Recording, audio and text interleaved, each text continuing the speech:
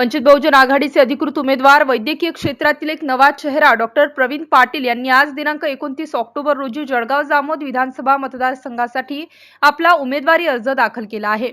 यावेळी जळगाव जामोद येथील धूत मैदानावर त्यांची जाहीर सभा झालेल्या सभेत पक्षातील पदाधिकारी व कार्यकर्ते आणि महिला वर्ग मोठ्या संख्येने उपस्थित होते।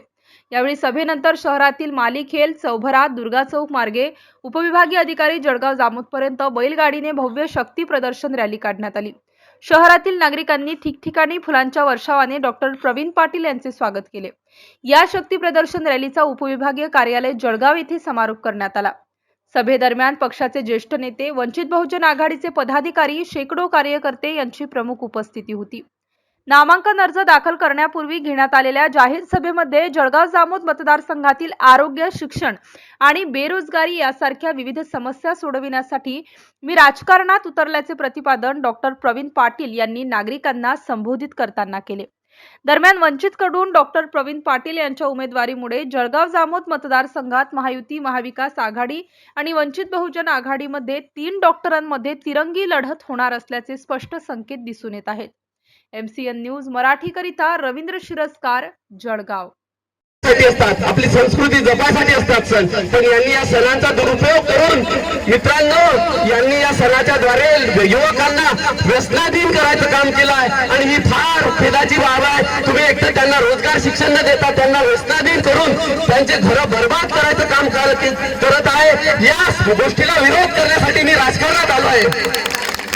मित्रांनो, आता आपण सगळा तमाम जो भाग आहे हा शेतीवर आधारित भाग आहे। इथे सगळ्याच लोकांचं उपजीविकेचं साधन शेती आहे आणि हे शेती करताना तुम्हाला लक्षात येत असेल की इथे शेती ही सगळी कोरडवाहू शेती आहे। 20 वर्षात कुठेही 1-2 धरणांचं नाव सांगितलं तर कुठेही शेतीसाठी 12 महिने पाण्याची सोय झाली नाही आणि कोणती छोटे छोटे 2-3 धरणं सोडून हा भाग सुजलाम सुफलाम करता आला असता 20 वर्षात। तर शेतीला पाण्याची आवश्यकता असते, विजेची आवश्यकता असते। आमच्या शेतकरी बांधवांना सकाळची वीज मिळत नाही, त्यांना रात्रीची वीज मिळते। म्हणजे ते काय माणसं नाही का? ते पण तुमच्या आमच्या सारखे हाडाचे माणसं आहे आणि त्यांना पण वीज रात्री नाही सकाळी मिळाली पाहिजे, त्यांच्याही पाण्याच्या सोयी झाल्या पाहिजे। आता आपण जे परंपरागत पिकं म्हणतो, सोयाबीन असेल, तूर असेल, आता सोयाबीनचे काय हाल आहे बघा तुम्ही। सगळेजण सोयाबीनमुळे बिमार झाले, इतकी कठीण परिस्थिती आहे आणि एवढं सगळं कष्ट करून जे तुम्ही सोयाबीन असेल, कापूस असेल हे पीक पिकवता